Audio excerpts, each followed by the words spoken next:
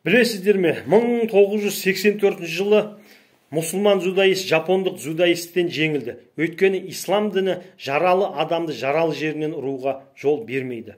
Лос-Анджелесте өтіп жатқан олимпиадалық ойында татамиге екі қарсылас шықты.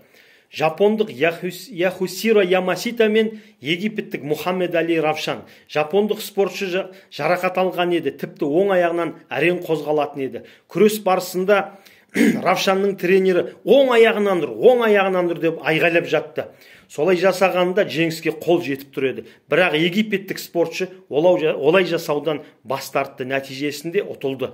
Күміс медальді қанағат тұтты. Журналистердің мүмкіндікті неге пайдаланбадыңыз деген сұрағына Мұхаммад: менің дінім жаралы адамды жаралы жерінен ұруға жол бермейді, тыйым салады.